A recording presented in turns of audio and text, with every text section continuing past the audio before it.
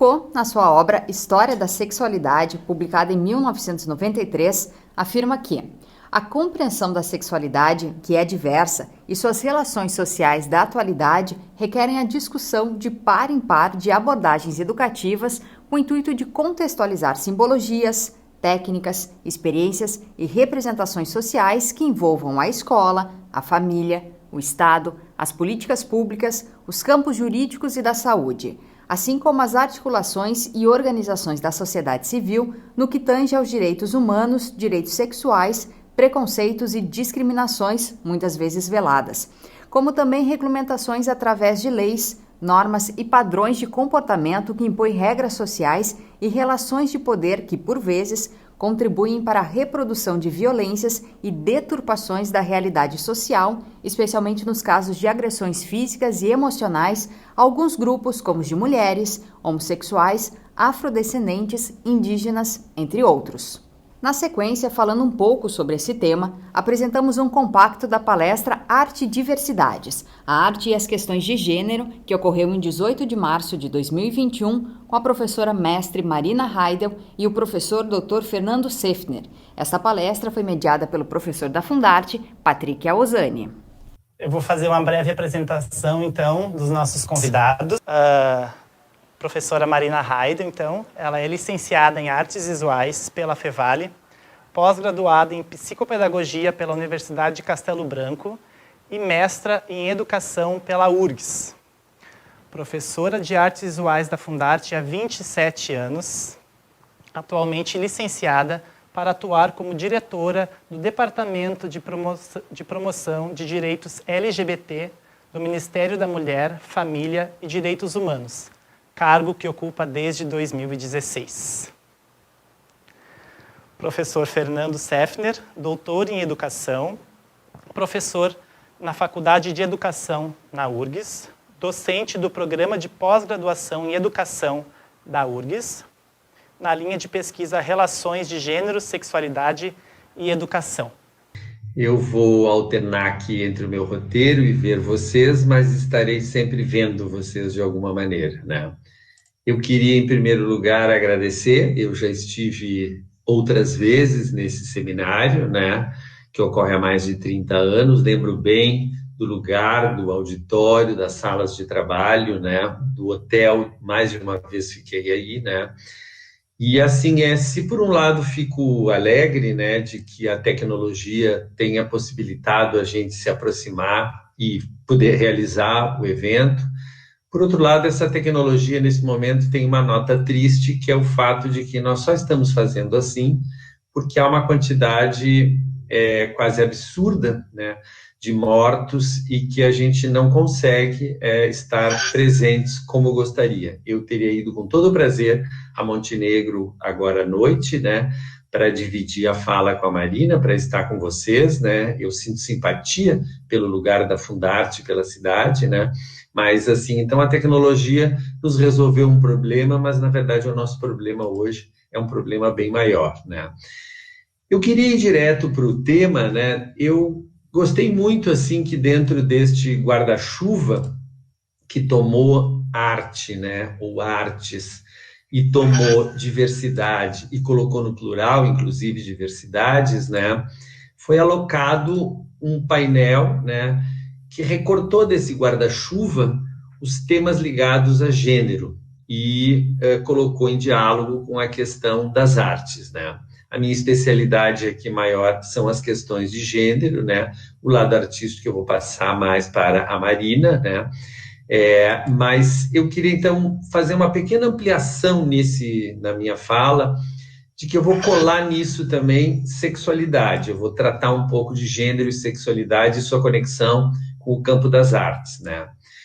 Eu queria, em primeiro lugar, dizer que tornou-se um pouco comum na mídia dizer que no momento atual, e no governo, por exemplo, né, ou no campo conservador, nós temos, assim, as pessoas que são liberais na economia, temos os militares, e temos um conjunto de pessoas que trata do que a imprensa tem designado, de modo, a meu ver, muito incorreto, que é a pauta dos costumes. Eu queria tirar um pouco essa expressão, que eu não gosto dela, assim, né? Costumes me lembra, é uma palavra para mim muito fraca para definir as questões de gênero e sexualidade que a gente vai tratar, né? Para mim, se um homem tem vontade de se vestir de mulher e assistir à aula vestido de mulher, isso não é uma questão de costumes, isso é uma questão do campo do direito, da democracia, da liberdade de expressão, né? Se por acaso uma menina, como eu estou acompanhando aqui numa escola municipal, desde os anos iniciais do ensino fundamental, deseja ser chamada pela professora e pelos colegas por um nome masculino, né? Isso não é uma questão de costumes, isso é um direito que ela tem, no sentido de não ser humilhada por um nome que não lhe traz uma boa relação, né? Esta discussão que é conhecida entre nós com o nome de nome social, né? Que inclusive há uma legislação, há várias legislações sobre isso, né? Que asseguram que o indivíduo seja chamado pelo nome que lhe agrada e que no campo educacional tem uma discussão importante, né, que é o bem maior a ser preservado é que essa criança esteja na sala de aula e tenha direito à educação.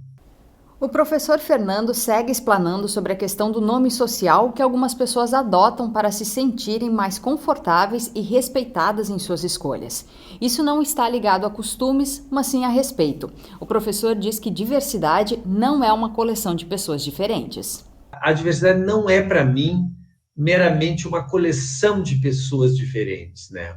Eu queria, então, puxar o conceito de diversidade para uma coisa que eu acho que é mais produtiva para pensar as obras de arte, né?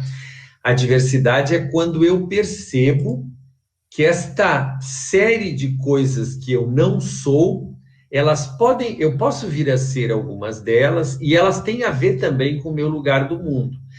É quando um menino numa sala de aula que é heterossexual, ele percebe que a existência de um outro garoto que é homossexual, ela tem a ver com alguns temores que ele próprio, que é heterossexual, tem. Então, a diversidade não é uma coisa que está fora, ela não é uma coleção de pecinhas que eu jogo no chão e começo a enumerar, olha como o negócio é diverso aqui, né? Tem de tal cor, tem de outra cor, tem redondo, tem quadrado, tem de argila, tem de concreto, tem de ferro, tem de isopor. Não, na verdade, essas coisas elas habitam dentro de nós também. E eu queria puxar a discussão, que é o que me parece mais produtiva, quando a gente vê uma pessoa na frente de uma obra de arte e o que isso pode causar de impacto, né? Eu queria puxar a discussão para o fato de que a observação e uma atitude de respeito para com essa diversidade, ela é algo que interpela o sujeito. Ela, na verdade, deixa o sujeito numa posição mais instável. Afinal de contas, quem sou eu? Qual é o meu gosto mesmo, né? Se eu estou enxergando todas essas outras coisas e elas me dizem algum respeito, né? Essa atitude generalizada que se espalhou no Brasil, de que se eu olho uma obra de arte, como foi o caso da exposição Queer Museu, né, e não gosto dela, eu já acho que tem que proibir. Não, eu apenas não gosto dela. Eu vou resolver isso com as regras de democracia do espaço público, né? E vou, inclusive, me indagar por que é que eu não gosto e por que é que outros gostam. Essa é uma atitude, vamos combinar, de maior maturidade intelectual. A atitude mais reativa é aquela de dizer, não gostei, tem que fechar. Não, mas não é assim que as coisas funcionam, entende? Até porque, se for dessa forma, também eu vou adquirir o direito de não gostar de coisas que o outro gosta e dizer, tem que fechar, né? Então, essa é o outro tópico. Agora, eu vou pular para um outro que é assim, ó, entrando também mais no campo das artes, o que eu tenho visto, o modo como eu percebo, né, a relação com os temas e as questões que dizem respeito a gênero e sexualidade, que dizem respeito a masculinidades e feminilidades, sexualidade, transexualidade, heterossexualidade, bissexualidade, que dizem respeito a corpos de pessoas, o que eu posso fazer com o meu corpo, que dizem respeito a um conjunto de afirmações que a gente não estava acostumado, como alguém dizer, por exemplo, eu sou um homem com vagina, né? E a gente entender o que isso significa na sua construção. Eu queria tomar isso e entrar, então, para o campo das do ativismo e das artes. O que me parece que vem acontecendo, e eu acho um fenômeno dos mais interessantes, né, é que a gente tem um conjunto de movimentos sociais bastante tradicionais até, das ONGs, né, assim, inclusive dos sindicatos, dos movimentos feministas, LGBTQIA+, que reivindicam um conjunto de direitos e de igualdade. O que eu acho muito interessante é que no Brasil, pelo menos nos últimos 4 anos, o campo da produção artística, visual, sonora, a produção midiática, a produção de dança, a produção das performances teatrais, ela entrou de cheio nesse campo e nós nos demos conta, né, eu que já pesquiso há anos nele, que as questões ligadas ao mundo das artes, vou aqui colocar genericamente, inclusive a música, né? Nós temos hoje em dia música e o cinema, uma produção musical que interpela questões de gênero, que elas se colocaram como extremamente importantes para fazer as pessoas pensar sobre o que é que elas acreditam em termos dos seus corpos e o que é que elas acreditam em termos de gênero e sexualidade, né? Na sequência, o professor mostra algumas imagens que desequilibram algumas pessoas e analisa, de certa forma, as provocações e reações que essas obras trazem. Agora, né, que de novo joga com figurinhas que a gente compra em lojas de R$1,90, né, e que, quando colocadas uma na frente da outra, elas levantam indagações. Eu trouxe essa pelo seguinte, assim, esta foi Marx no Museu de Arte do Rio Grande do Sul, naquela sala escura que tem no térreo, né, em que o Sandro fez uma exposição dessas pequenas. Vou dizer que as imagens vocês vão encontrar em numerosas lojas de Porto Alegre, então, do meu ponto de vista,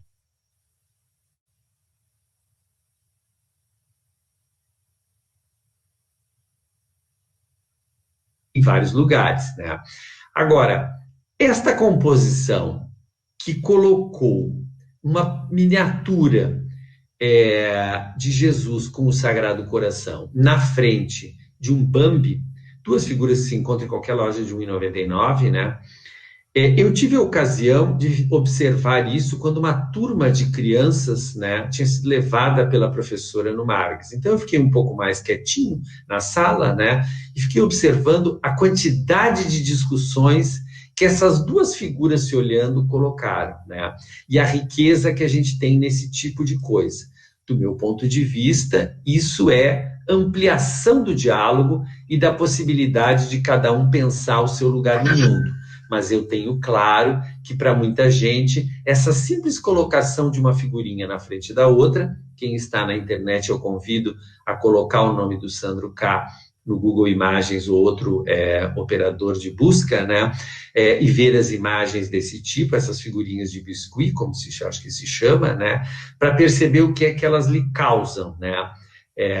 Eu vou, então, encerrando por aqui, que vejo que já chegaram nos meus 20 minutos, né? Eu trouxe algumas indagações e estou, assim, plenamente disposto a discutir com vocês depois, né, sobre esses curtos-circuitos que eu gosto muitíssimo, né, que acontecem quando os indivíduos se defrontam com obras de arte e a gente percebe que um conjunto de certezas que eles tinham sobre seus corpos e suas crenças ficam balançados só porque 2 figurinhas de biscuit foram colocadas uma na frente da outra a dialogar. Eu acho isso sensacional, mas eu reconheço que tem gente que entra em pânico e a primeira coisa que faz é pegar um pedaço de pau e querer quebrar a obra, o que não concordo, né? A professora Marina segue falando e também coloca algumas imagens que vão balizar as suas reflexões.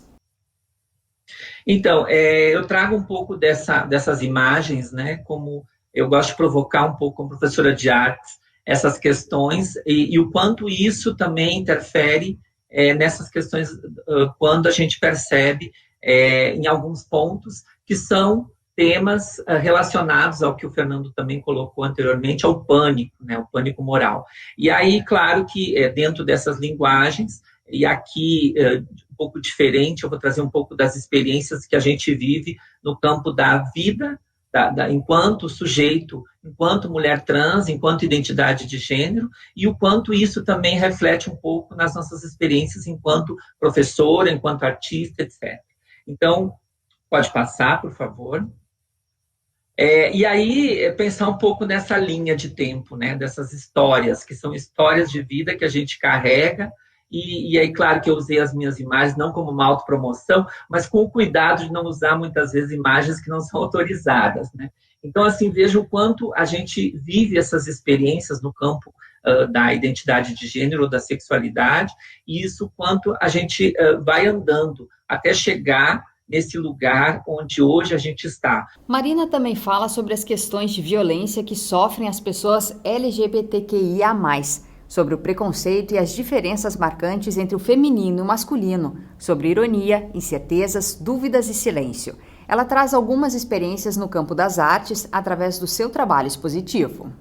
E aí, desde o vazio, né, de uma imagem, de um espelho, até a questão da escola, quando você exclui, né, os sujeitos, esse banheiro que ele é realmente binário, ou seja, eu só posso ser mulher, eu só posso ser homem, então eu não posso entrar nesse banheiro, e essas inquietações todas que acontecem muitas vezes no cotidiano da escola, acontecem no nosso cotidiano, e o quanto isso também atrapalha muitas vezes essas percepções.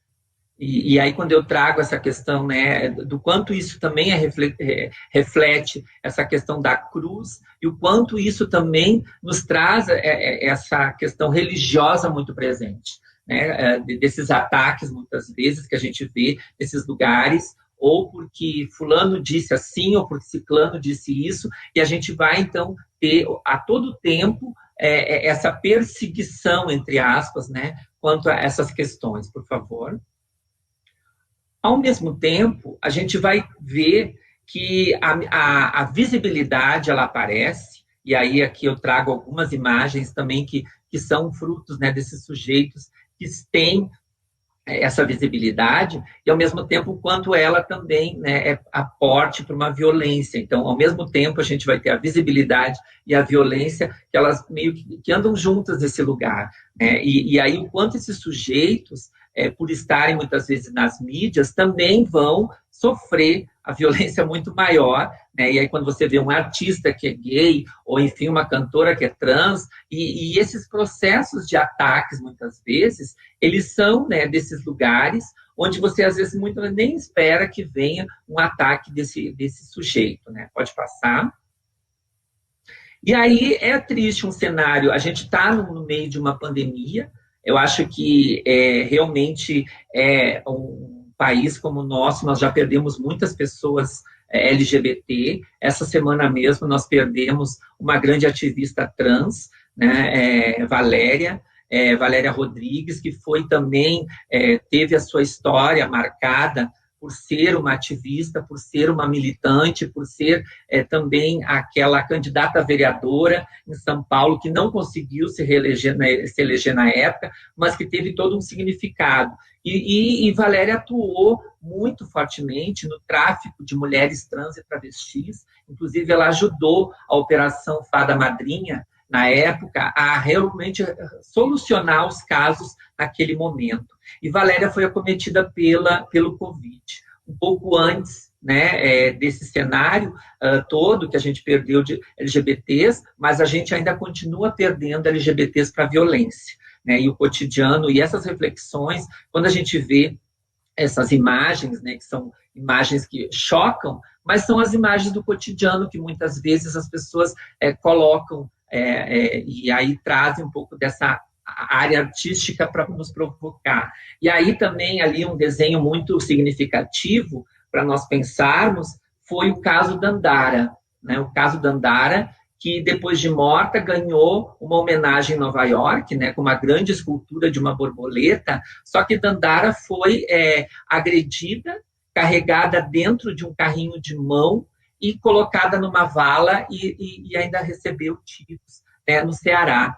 Isso logo em 2017. Então, assim, são esses lugares, mas o quanto isso, né, às vezes vai provocar para a gente pensar, né, do quanto essa imagem artística que muitas vezes ela choca, mas é para a gente pensar como é que estamos vivendo algumas categorias, né? Algumas pessoas, algumas situações do cotidiano nosso, e o quanto isso pode ser reflexivo para uma sala de aula, para um aluno, para um professor, quando ele leva alguma imagem que tenha esse outro sentido.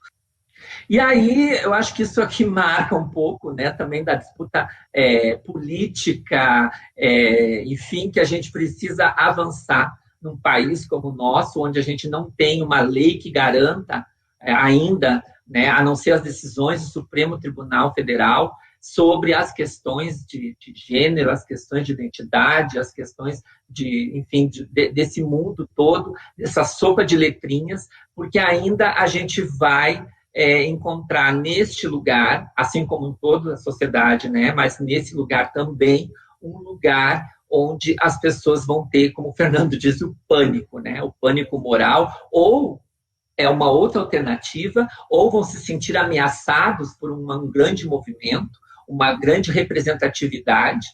Hoje, quando a gente vê que nós temos vereadoras e vereadores trans, LGBT, que avançaram, a gente conseguiu perceber que também está dando uma mudança nesse sentido.